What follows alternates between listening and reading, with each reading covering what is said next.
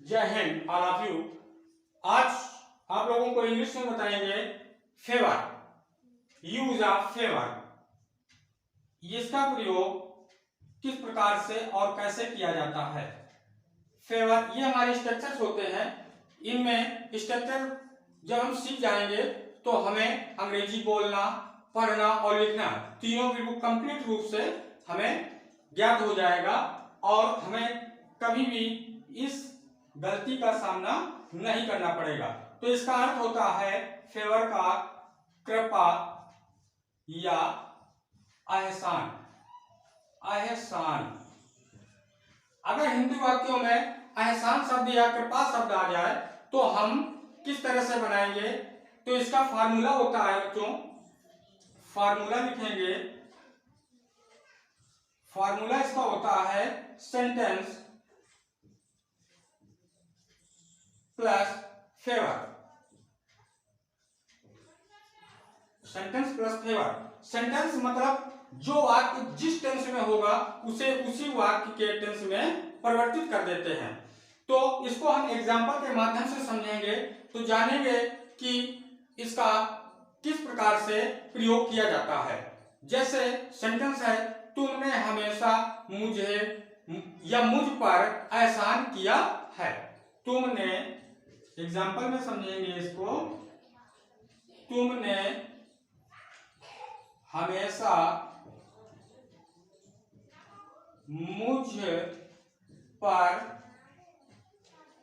एहसान किया है। तो तुमने हमेशा मुझ पर एहसान किया है तो समझ जाएंगे। तो क्या बनाएंगे इसको, यू हैव, तुमने यू हैव मुझ पर हमेशा क्या किया है, एहसान। तो ऑलवेज, हमेशा, ऑलवेज, ऑलवेज हमेशा एहसान किया है मुझ पर। ऑलवेज मी फेवर। ये हमारा कंप्लीट सेंटेंस हो जाएगा। अब इसमें दूसरा नेक्स्ट एग्जांपल समझेंगे।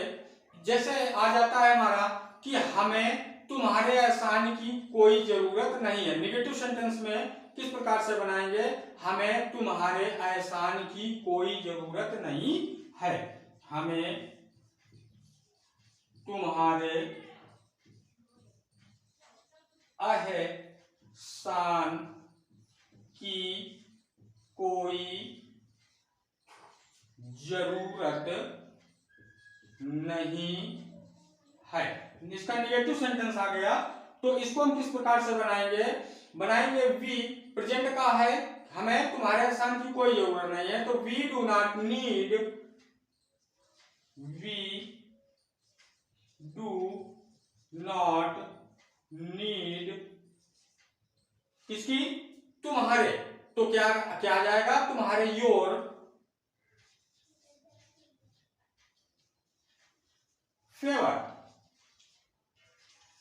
ये जो एहसान शब्द आ रहा है तो इसको हमने किससे इसको पूरा किया, फेवर से। तो इसी प्रकार से एक एग्जांपल और देखेंगे, फिर बाद में तुमको हम एक एग्जांपल देंगे तो तुम लोग उसको हल करके हमें कमेंट्स के माध्यम से जरूर बताना कि समझ में आया कि नहीं। तो अब हम एक तीसरे एग्जांपल की ओर चलते हैं। इसमें लेते हैं हम इंट्रोगेटिव सेंटेंस। क्या आप मेरे भाई पर एक एहसान करेंगे, क्या आप मेरे भाई पर एक एहसान करेंगे।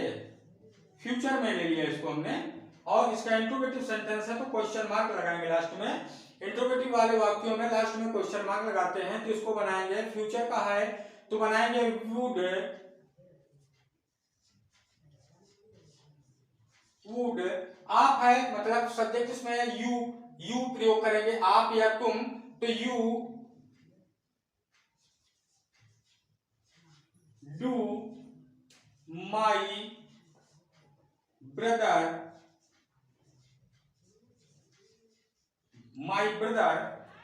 एक एहसान करेंगे तो क्या आ जाएगा, ए फेवर, AFAVOR, ए फेवर, लास्ट में क्वेश्चन मार्क लगा देंगे, इंट्रोगेटिव सेंटेंस है। इसी प्रकार से वह तुम पर कोई एहसान नहीं कर रहा है, अगला वाक्य आ जाता है वह तुम पर कोई एहसान नहीं कर रहा है, तो इसको हम साफ कर देते हैं और देखेंगे कि ये चौथा एग्जाम्पल इसका किस प्रकार से बनेगा।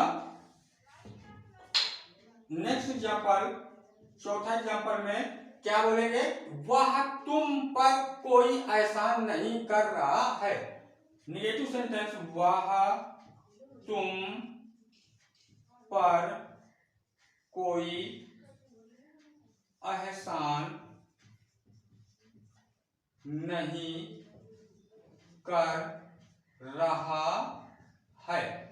एहसान की जगह में हम कृपा भी कर सकते हैं, कोई कृपा नहीं कर रहा है, लेकिन हम जो शुद्ध रूप से लिखें और पढ़ें वही हमारी ग्रामर कहलाती है। तो इसका हमारा सही से बनेगा वह तुम पर कोई एहसान नहीं कर रहा है। तो बेटा रहा है कंटिन्यूअस में चेंज करेंगे तो क्या बनेगा, वह, तो ही इज, वह तुम पर कोई एहसान नहीं कर रहा है, तो ही इज, अब नहीं कर रहा है तो नॉट आ जाएगा, नॉट, और डू में आईएनजी लग जाएगी, नॉट डूइंग, और क्या कर रहा है, एहसान, किस पर, तुम पर, तो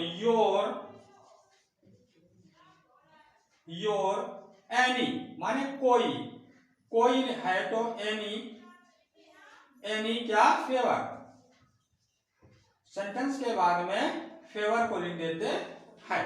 इस प्रकार से ये हमारे फेवर का स्ट्रक्चर सेंटेंस आप लोगों ने जाना, और आज एक हम आपको होमवर्क की टाइप में दे रहे हैं, तो इसको आप हमें करके और कमेंट्स के माध्यम से जरूर इसका इंग्लिश चेंज जरूर दिखाना।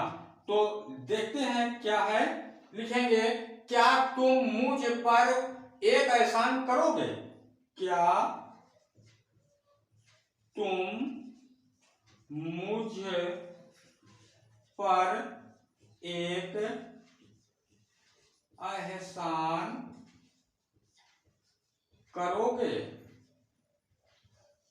इसका इंग्लिश तुम लोगों को चेंज करके मुझे कमेंट्स के माध्यम से बताना है, और अगर वीडियो अच्छा लगा हो तो चैनल को लाइक शेयर सब्सक्राइब जरूर कर देना। Okay, thanks.